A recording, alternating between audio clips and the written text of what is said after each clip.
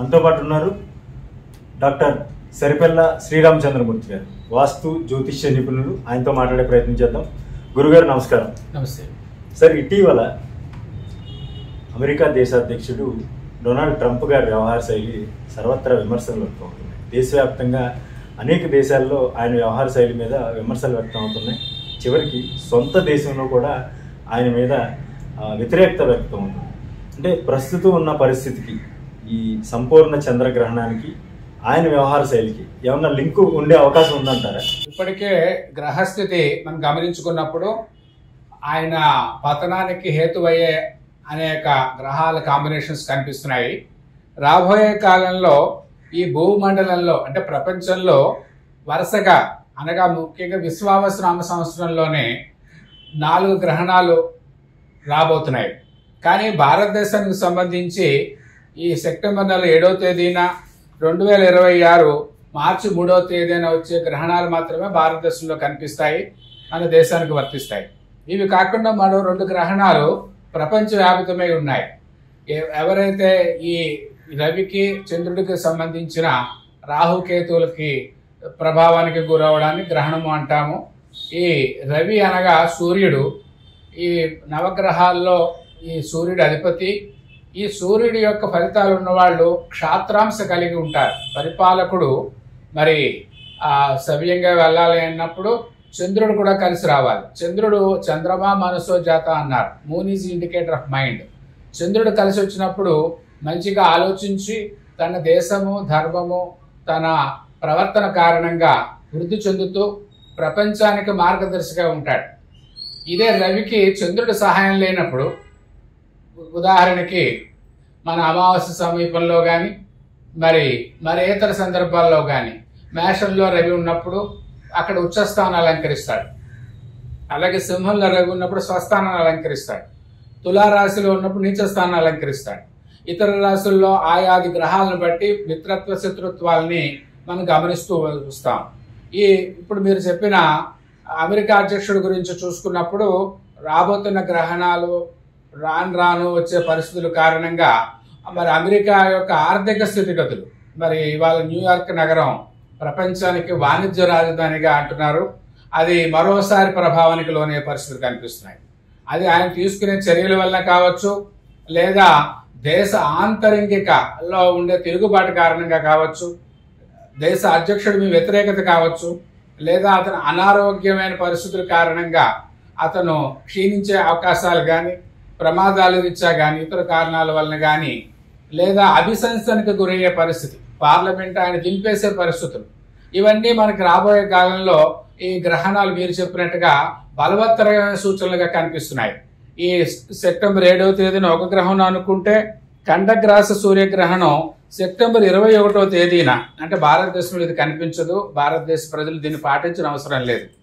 ఇది ఈ రాహుగ్రస్తం, ఈ గ్రహణం పసిఫిక్ మహాసముద్రము, న్యూజిలాండ్, అంటార్కిటా, అట్లాంటిక్ మహాసముద్రం, ఆస్ట్రేలియా, ఫిజీ దేశాలలో స్పష్టంగా కనిపిస్తుంది.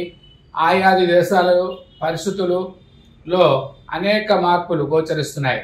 దేశ అధ్యక్ష స్థానంలో ఉండేవాళ్ళు, పరిపాలనా దక్షతలు, అనేక మార్పులు, అక్కడ అధికారాలు మార్పిడి, ప్రజల్లో అనేక రకాల ప్రకృతి వైపరీత్యాలు, భూకంపాలు లాంటి పరిస్థితులు ఈ దేశాల్లో ఈ గ్రహణ ప్రభావం వల్ల మనం చూడబోతున్నాం.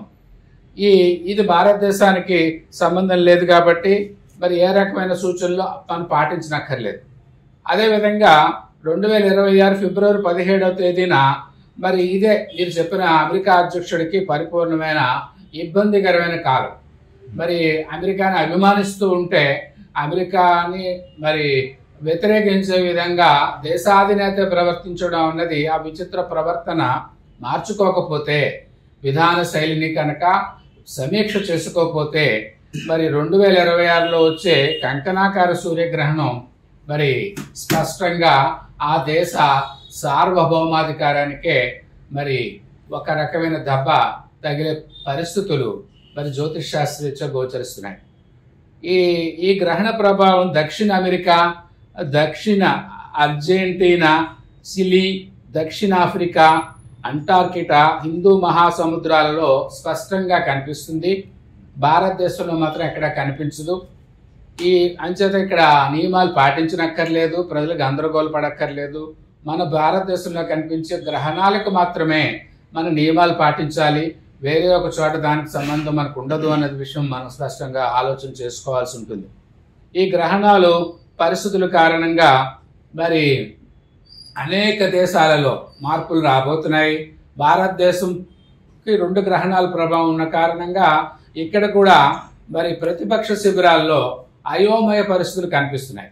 అధికారంలో ఉన్న పక్షాలు బలపడడం, అధికారంలో ఉన్న నాయకుడికి ప్రతిపక్షంలో ఉన్న వాళ్ళు కూడా ఆ 5 పార్టీలలో చేరిపోయి మరి భారతదేశం మొత్తం మీద ప్రతిపక్షాలు ఏవైతే ఉన్నాయో వారికి దెబ్బ తగిలే సూచనలు రాబోయే సంఘటనలు కనిపిస్తున్నాయి. ముఖ్యంగా ఉపరాష్ట్రపతి ఎన్నిక జరగబోతోంది. ఆ ఉపరాష్ట్రపతి ఎన్నికలో మరి ప్రతిపక్ష శిబిరం చీలిపోయి మరి అనేక్యతని సూచించబోతోంది. ఇలాగా ఈ గ్రహణాలు అనేక రాజకీయమైన పరిస్థితులు ప్రపంచంలో ఒకే సంఘటనలకి, దేశంలో వచ్చే సంఘటనలకి కారణమవుతున్నాయి. మన దేశంలో గ్రహణాలకు సంబంధించి ఆలోచించినప్పుడు ఉత్తరాది ప్రాంతాలలో మరి ఎక్కువగా ఇబ్బందికరమైన పరిస్థితులు, వానలు వరదలకి ఇప్పటికే అల్లకొల్లోలమైన పరిస్థితులు ఉన్నాయి. తగిన జాగ్రత్తలు తీసుకునే కారణంగా డ్రైనేజ్ వ్యవస్థ కానీ లేదా ప్లానింగ్ వ్యవస్థ కానీ స్పష్టంగా లేక ఎక్కడ పడితే ఇల్లు కట్టిన కారణంగా ప్రజలు అవస్థలు పడడం జరుగుతూ ఉంది. ఇవన్నీ సూచన ఎందుకు చేస్తున్నామంటే ఆయా పరిస్థితులు ఆ ప్రాంతాల్లో ఉన్నాయని చెప్పినప్పుడు అది గమనించుకుని సంసిద్ధంగా ఉన్న రోజున ప్రజలకి అనేక రకాల ప్రయోజనాలు సిద్ధిస్తాయి. గురుగారు, ప్రధానంగా చూసుకుంటే ఇప్పుడు ట్రంప్ గారి విషయం మనం వెళ్లే ముందు జాతీయ ప్రాంతీయ రాజకీయాల్లో కూడా కొంత ప్రతిపక్షాలు ఒడిదుడుకులు ఎదుర్కొనే పరిస్థితులు ఉత్పన్నం అవుతాయి అని చెప్తా ఉన్నారు. మీరు ప్రస్తుతం జరిగేది మన దేశవ్యాప్తంగా జరిగేది ఉపరాష్ట్రపతి ఎన్నిక. అంటే ఇప్పటికే క్లియర్ కట్ మెజారిటీ అయితే ఎన్డీఏ పక్షాలకు ఉంది. అంటే ఎటువంటి ఫలితాలు వచ్చే అవకాశం ఉందంటారు? ఆ ఫలితాల మీద ఈ గ్రహణం ఏ విధంగా ప్రభావితం చేస్తుంది? ఈ ప్రతిపక్ష అభ్యర్థి ఎవరైతే ఉన్నారో సుదర్శన్ రెడ్డి వారి జాతకం ఉపరాష్ట్రపతి ఎన్నికల్లో క్షీణంగా ఉన్న కారణంగా వారికి ఓటేసి వారు కూడా అధికార పక్షంలోని మరి ఎన్డీఏ అభ్యర్థికి ఓటు వేయడం క్రాస్ ఓటింగ్ అంటాం. అలాంటి పరిస్థితులు చూడబోతున్నాము. తదనంతర పరిస్థితుల్లో మరి కేంద్రంలో అధికారంలోని భారతీయ జనతా పార్టీ, ఇక్కడ ఆంధ్రప్రదేశ్లో జనసేన వంటి పార్టీలు బలపడిపోతున్నాయి. అంటే వారి జాతకాలు దేదీప్యమానంగా వెళ్ళబోతున్నాయి. నరేంద్ర మోడీ గారిది అనురాధ నక్షత్రం వృశ్చిక రాశి, వారికి చాలా అనుకూలమైన అంశంగా ఈ రాబోయే పరిస్థితులు కనిపిస్తూ ఉంటే, శ్రవణ నక్షత్రమైన పవన్ కళ్యాణ్ గారు మరోసారి తన యొక్క ప్రభావాన్ని చూపించబోతున్నారు. ఇది ఎన్నికల్లో ఆయన కూడా జాతీయవాదాన్ని జాతీయ స్థాయిలో మరోసారి ఆయన ముఖ్యమైన వ్యక్తిగా కనిపించబోతున్నారు. Okay sir. అయితే ట్రంప్ గారి విషయానికి వచ్చేసరికి ట్రంప్ తీసుకున్న నిర్ణయాలు ప్రస్తుతం ప్రపంచ దేశాలని ఐక్యం చేస్తూ ఉన్నాయి. నిన్న మొన్న చూసుకుంటే చైనా, రష్యా, భారత్ వంటి దేశాలు ఒక సమావేశంలో ఏకమైన పరిస్థితి చూస్తూ ఉన్నాం. చైనా శత్రు దేశం కాదు, పార్ట్నర్ అని చెప్తా ఉన్నారు మోడీ గారు. మరి ట్రంప్ గారి ఈ వైఖరి ఎప్పటికీ మార్పు వచ్చే అవకాశం ఉంది? మార్పు వచ్చే అవకాశం ఉందంటారా, అసలు లేదంటారా? అంటే మరో వాదన కూడా వినిపిస్తూ ఉంది, 3వ ప్రపంచ యుద్ధానికి దారి తీసే పరిస్థితులు ఉత్పన్నం అవుతున్నాయి అనే ఒక వాదన వినిపిస్తా ఉంది. ఎట్లా ఉంటుంది పరిస్థితి? ఇక్కడ మీరు చెప్పినది 3వ ప్రపంచ యుద్ధానికి దారి తీసేంత పరిస్థితులకి ఆయన యొక్క బిహేవియర్, ప్రవర్తన కారణం అవుతోంది. జ్యోతిష్యంలో రాహువు విచిత్ర ప్రవర్తనకి కారకుడు, బ్రహ్మకారకో రాహు అన్నారు. అంటే ఇమాజినేషన్ వరల్డ్, తానే గొప్పవాడినని, తన మాట చెల్లుబాటు అవుతుందని అహంకారంతో ఏదో ఆదేశిస్తే తన కింద బూటకాల కింద నలిపేద్దామని ఒక రకమైన విచిత్రమైన అహంకారపూరితమైన మరి వ్యవహార సరళి అన్నది ఎంత ప్రమాదమో, రాబోయే కాలంలో తన ఆర్థిక పరిస్థితి కూడా పరోక్షంగా అతను క్షీణించడానికి కారణమవుతున్నాడు. ముఖ్యంగా ఇక్కడ రాహువుని మనం జ్యోతిషపరంగా చూసినప్పుడు రాహు ముస్లిం గ్రహము, కేతు క్రిస్టియన్ గ్రహం. అంటే రాహువు ఇస్లామిక్ దేశాలకు ప్రతినిధి అయితే కేతు క్రిస్టియన్ కంట్రీలకి దేశాలకు ప్రతినిధి అవుతున్నాడు. ఇక్కడ ఎవరైతే అసలు ఇస్లామిక్ కంట్రీలు, ముఖ్యంగా పాకిస్తాన్ ని బూచిగా చూపించి భారతదేశం మీద పెత్తనం వహిద్దామనే ఓ రకమైన కుట్రపూరిత విధానాలతో ఆయన ఉన్నాడో, అది ఆయన్నే బలికొనే పరిస్థితి. ఇదివరకు ఎలాగైతే ముఖ్యమైన న్యూయార్క్ నగరం లాంటి చోట్ల ఎలాంటి దాడులు జరిగాయో ఇంకా పెద్ద దాడులు జరిగి ఆర్థిక విధ్వంసానికి అతను పరోక్ష కారకుడు అవడంతో నేలమట్టమయ్యే పరిస్థితి అతనికి అల్టిమేట్ గా జరగబోతుంది. రీసెంట్ 4-5 నెలల క్రితం చూసుకుంటే చాలా పెద్ద ఎత్తున భూకంపాలు సంభవించినాయి. చాలా ప్రపంచ దేశాల్లో ప్రాణ నష్టం కూడా జరిగింది. నిన్న మొన్న చూసుకుంటే ఆఫ్ఘనిస్తాన్లో చాలా పెద్ద భూకంపం సంభవించింది. ప్రకృతి విపత్తులు ఎక్కడ చూసినా కానీ రాజస్థాన్ వంటి ప్రాంతాల్లో కూడా మనకి ప్రకృతి విపత్తులు సంభవించి పరిస్థితి చూస్తా ఉన్నాం. వీటికి ఈ గ్రహణానికి అంటే రానున్న గ్రహణాలకి ఏమన్నా సంబంధం ఉందంటారా? భూమండలం మీద ఉన్న గ్రహణాలు చూపించే ప్రభావం కారణంగా స్పష్టంగా ఏ ప్రాంతాలు ప్రభావం చెందుతాయి, ఎక్కడ ఏ రకమైన చెడు సంఘటనలు జరుగుతాయి అనేది స్పష్టంగా చెప్పడం జరుగుతోంది.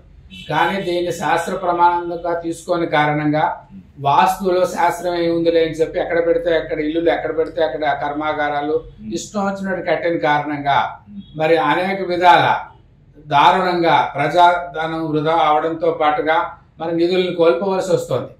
కాబట్టి ఇప్పటికైనా కన్ను తెరిచి ఇవన్నీ విషయాలు అర్థం చేసుకుని ఏ ప్రాంతాలు ఇబ్బందికర పరిస్థితులు ఉన్నాయో అక్కడ పెట్టుబడులు పెట్టి భారీ ఎత్తున ఏవి నిర్మించకుండా వాటిని ఖాళీగా వదిలేసే పరిస్థితులు ఉండాలి. భూకంపాలు సుష్మోగ్రఫీ ఆధారంగా భూకంప శాస్త్రం అన్నది ఇవాళ నవీనంగా వస్తే భారతదేశం అనాదిగా కూడా మరి నేల ఆధారితంగా ఆ నేలలో ఏముంది, ఆ నేల స్థితి ఏమిటి, అక్కడ కట్టచ్చా, భవనం కట్టచ్చా, చెట్టు నాటాలా, ఏ రకమైన చెట్టు నాటాలన్నంత శాస్త్రం ఏనాడు వేలాది సంవత్సరాలుగా వేదాల నుంచి చెప్పడం జరిగింది. ఇవన్నీ కూడా మనం పాటించున్నాడు, శాస్త్రీయ దృక్పథంతో ముందుకు వెళ్ళినాడు, తప్పనిసరిగా మేలు జరుగుతుంది. ఈ గ్రహణాల ప్రభావం ఖచ్చితంగా మరింత ప్రమాదాలకి ఆస్కారాలు స్పష్టంగా తెలుస్తుంది. అవును, మీరు చెప్పినట్టు ఇప్పటికీ కూడా గ్రామీణ ప్రాంతాల్లో బోర్ వేసేటప్పుడు కొన్ని పాత పద్ధతుల్ని అవలంబిస్తా ఉంటారు. కొబ్బరికాయ తీసుకువెళ్ళి మనం చూస్తూ ఉంటాం.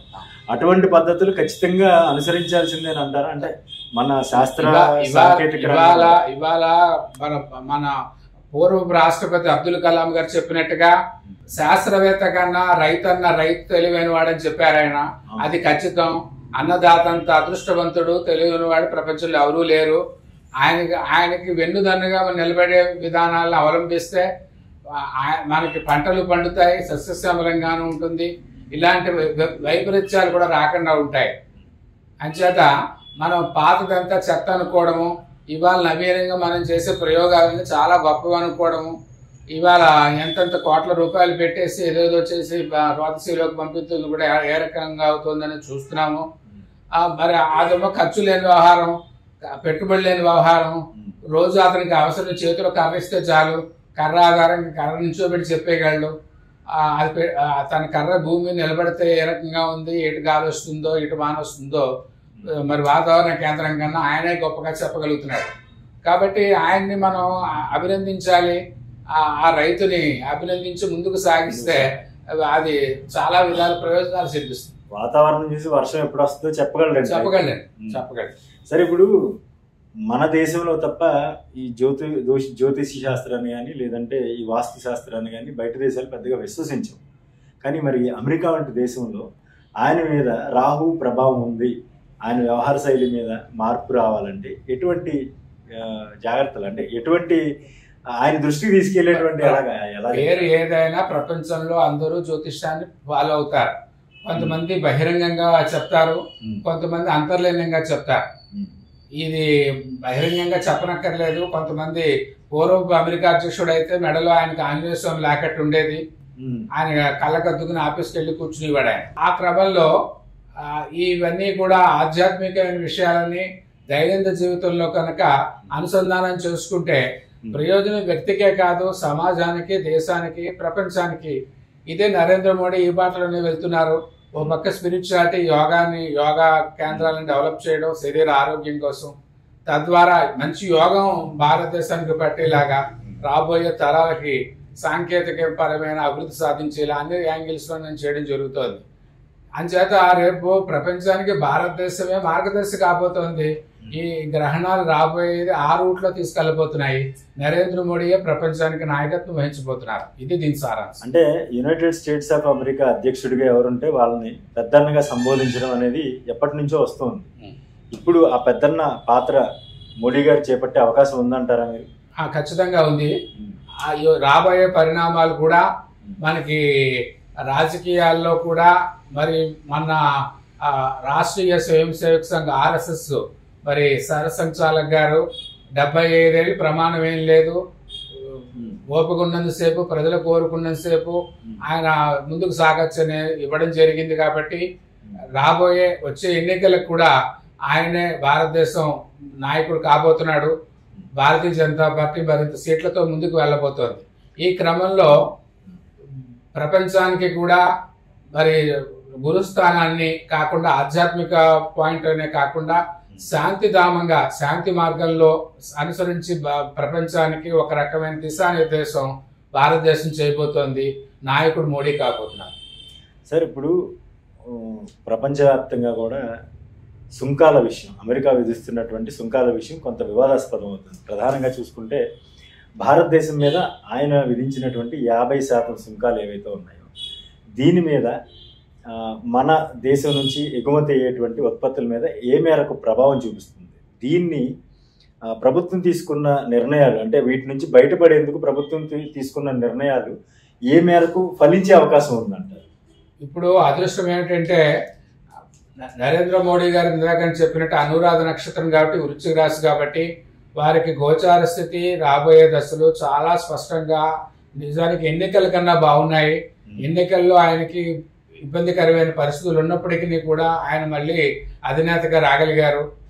ఇప్పుడు సజీవగతన గ్రహస్థితులు వెళ్తున్నాయి కాబట్టి ఇంతకు ముందే ఆయన మేడ్ ఇన్ ఇండియా అని చెప్పి స్లోగన్ ఇచ్చారు. భారతదేశ ఉత్పత్తులు భారతదేశం మనమే తయారు చేసుకుని మరి స్వావలంబన సాధించాలి, స్వజాతీయంగా స్వదేశీ ఉత్పత్తులు పెరగాలి అని చెప్పి ఆయన ఆకాంక్షించిన మీదట ఇవాళ భయపడే పరిస్థితులు లేవు. ఎవరు టాటాకు చప్పుళ్ళకి భయపడే పరిస్థితులు, ఆధారపడే పరిస్థితులు భారతదేశానికి లేనే లేవు. ఆ ధైర్యం ప్రజల నుంచే వచ్చి నరేంద్ర మోడీకి మద్దతు తెలిసే పరిస్థితులు. నిజానికి ఈ కష్టకాలంలో చాలా మంది భారతదేశం యొక్క ముఖ్యంగా దక్షిణాది ఆంధ్రప్రదేశ్, మన ఇటు పక్క తీసుకున్నప్పుడు మద్రాసు, మన తెలంగాణ వైపు తీసుకుంటే ప్రతి కుటుంబంలోనూ కూడా అమెరికాలో ఉన్నారు. అలాంటి అమెరికా మీద ఇక్కడ మన ప్రధానమంత్రి చెక్ చెప్పినప్పుడు దేశ ప్రజలు మోడీ వైపే ఉన్నారనే విషయం గమనించాలి. అంతేకాకుండా అక్కడ అంతర్యుద్ధం జరిగి అమెరికాలో కూడా వ్యతిరేక పవనాలు ఆయనకి వేచడం కారణంగా ఆ పార్లమెంట్ కూడా అవిశంసన కారణంగా దింపేసే అవకాశాలు ఉండొచ్చు, లేదా ఆయన కనుమరుగైన పరిస్థితులు. ఎందుకంటే శనీశ్వరుడు ఆయుర్దాయకారకుడు, ఈ శని పశ్చిమ దేశాలకు అధిపతి. అలాంటి శనీశ్వరుడు మరి ఇవాళ ఉన్న స్థితిని మనం గమనించుకున్నప్పుడు బృహస్పతి అనగా గురుడు యొక్క ప్రమేయంలో, గురుడు ప్రభావంలో ఆ శనీశ్వరుడు ఉన్నాడు కాబట్టి గురు భారతదేశ సంకేతం, బృహస్పతి ధర్మానికి సంకేతం. రాముడు ఇక్కడ పుట్టాడు, కృష్ణుడు ఇక్కడ పుట్టాడు. అలాంటి ధర్మ సంకేతమైన భారతదేశానికి సంబంధించిన గురుగ్రహము శని గ్రహమైన మరి పశ్చిమ దేశాలు ముఖ్యంగా అమెరికా లాంటి దేశాల మధ్య పరిస్థితులు గమనించున్నప్పుడు ఇక్కడ ఆర్థిక అంశం వారి వైపు ఉన్న ఆధ్యాత్మిక అంశమే ఆఖరికి విజయం సాధించి ప్రపంచానికి మార్గదర్శి అవడానికి ఈ గ్రహణాలు ఒక రకంగా ఒక ఇండెక్స్ మాదిరిగా ఒక దారి చూపించబోతున్నాయన్నది స్పష్టంగా గోచరిస్తుంది. ఇప్పటి వరకు మనం మాట్లాడుకున్న అంశాలు చూస్తే కొంత నెగిటివ్ ఇంపాక్ట్ కనిపిస్తాం. అంటే ఎలా అంటే ట్రంప్ గారు తీసుకున్న నిర్ణయాలు ప్రపంచవ్యాప్తంగా నెగిటివ్ ఇంపాక్ట్ చూపిస్తాం. కానీ ఈ నిర్ణయాల వల్ల రష్యా కానీ, చైనా కానీ, భారత్ కానీ మూడు ఒక ఆర్థిక విధానంలో కానీ లేదంటే శక్తివంతమైన దేశాల విషయంలో కూడా 5 స్థానాల లోపే ఉంటాయి. ఈ 3 దేశాల కలయిక కూడా ఒక పాజిటివ్ వైబ్ని క్రియేట్ చేస్తూ ఉంది. దీని మీద కూడా ఈ గ్రహాల లేదంటే ఈ యొక్క ప్రస్తుతం జరుగుతున్నటువంటి వ్యవహారానికి సంబంధించి ఏమన్నా ప్రభావం చూపించే అవకాశం ఉంటుందంట? ఈ గ్రహణాల ప్రభావం కారణంగా మీరన్నట్టుగా ఓ రకమైన కొత్త అధ్యాయం కూడా ప్రపంచంలో రాబోతోంది. శత్రువుకి శత్రువు మిత్రుడు అన్నది మన సనాతన ధర్మంలో ఉపనిషత్తులు చెప్పాయి. ఆ రీతిగా మనకి శత్రు దేశం ఇప్పుడు వరకు అనుకున్న శత్రు దేశం మిత్ర దేశంగా మారచ్చు.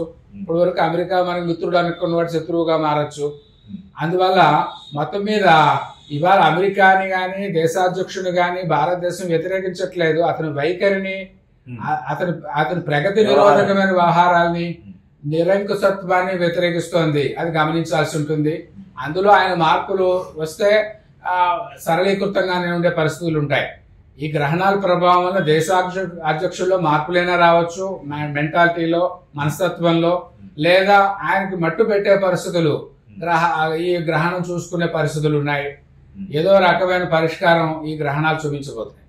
సార్, అయితే ప్రస్తుతం చైనా, భారత్, రష్యా 3 దేశాలు కూడా ఒక సమిష్టిగా ముందుకు వెళ్ళాలనే ఒక నిర్ణయాన్ని తాజాగా ప్రకటించిన పరిస్థితి.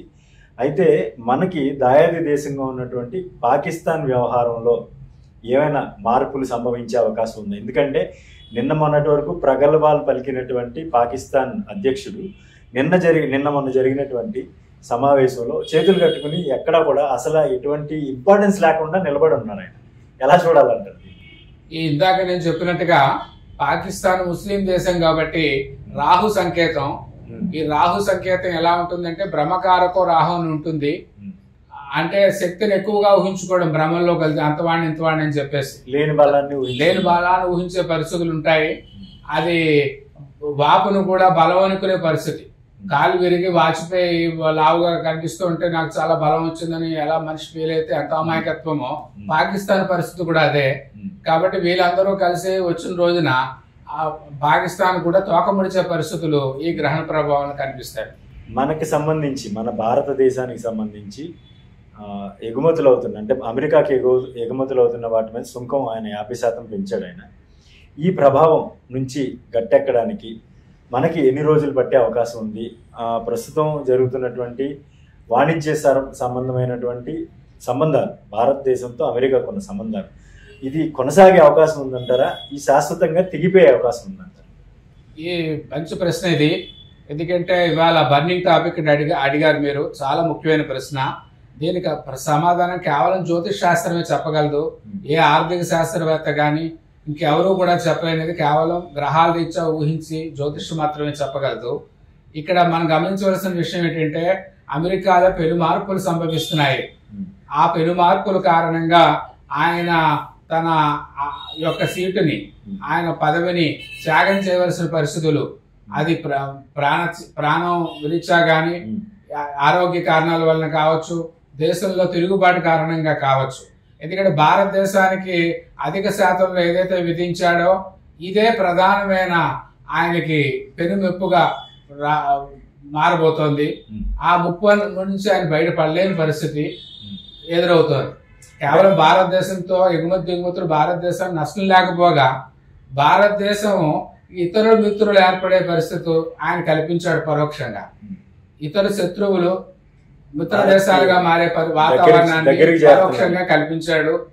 అది బెనిఫిట్ జరిగింది. రెండోది ఆర్థిక పరిస్థితి. మరి నోట్ల రద్దుకు ముందు చూసుకుంటే అడలెత్తుపోయే పరిస్థితి ఉండేది ఇప్పుడు. కానీ ఇప్పుడే ఒక ఆర్థిక పరిస్థితిని నిర్మలా సీతారామన్ గారు ఒక ట్రాక్ లో పెట్టిన కారణంగా ఇది పరోక్షంగా ఉపకారమే చేసే పరిస్థితులు ఉంటాయి. ఇది తిరిగి అమెరికాకి ఇబ్బందిగా పరిణమించి అల్టిమేట్ గా అనేక మార్పులు రావడం, వాళ్ళు విత్డ్రా రావడం, అక్కడ అధికార వ్యవస్థలో అధికారుల నిర్ణయం తీసుకుని తద్వారా దీన్ని సరళీకృతం చేసి తిరిగి ఎగుమతులను ప్రోత్సహించడం ద్వారా ఈ 2 దేశాల మధ్య రాబోయే కాలంలో సత్సంబంధాలు నెలకొంటాయి. అమెరికాతో భారతదేశం అన్నది రిలేషన్స్ బాగుంటాయి తప్ప చెడిపోవడం అనేది జరగదు. అయితే ఒక చిన్న అంశం గురువు గారు, ఇప్పుడు అమెరికా అధ్యక్షుడి వ్యవహార శైలి, నిన్న కూడా ఒక ట్వీట్, ఆయన కాదు కానీ ఆయన సన్నిహితులు, ఆయనకు సంబంధించి సోషల్ మీడియా హ్యాండిల్ చూసేవాళ్ళు, ఆయన వ్యక్తిగత సిబ్బంది కూడా భారతదేశం ఇంకా మమ్మల్ని అడుక్కుంటుంది, అంటే బెగ్గింగ్ అని చెప్పేసి, ఇండియా ఈజ్ బెగ్గింగ్ అని చెప్పేసి ఒక ట్వీట్ చేశారు. అంటే ఆయన వ్యవహార శైలి ఎప్పటికీ మార్పు వచ్చేది లేదంటారా? ఆయన అంతర్ధానమే ఆయన వ్యవహార శైలికి ఎండ్ కార్డ్ పడే అవకాశం ఉందండి. భారతదేశంలో మన ఉద్గ్రంథాలను ఒకసారి గమనించుకున్నప్పుడు మహాభారతం సంబంధించి ఒకసారి ఆలోచన చేసినప్పుడు కృష్ణుడు పాండవులకి 5 గ్రామాలు ఇస్తే చాలని అడిగినప్పుడు వాళ్ళు అంగీకరించలేరు. ఎందుకంటే వీళ్ళు ధర్మం వీళ్ళ వైపు ఉంది, విజయం సాధించాలి, వాళ్ళు నాశనం తెచ్చుకోవాలి. కాబట్టి ఆయన కూడా నాశనం తెచ్చుకునే పరిస్థితుల్లో ఉన్నవాడు కాబట్టి, ఈ ప్రభావానికి లోనే ఉన్నాడు కాబట్టి తప్పనిసరిగా ఆ నాశనాన్ని అతి త్వరలో మరి తెచ్చుకునేలా ఉన్నాడు కాబట్టి ఆ మాటలు వస్తున్నాయి. ఆ విధంగా అతను ప్రవర్తించడం జరుగుతోంది. ధర్మ యుద్ధానికి ఆయన తరలిపోయాడు.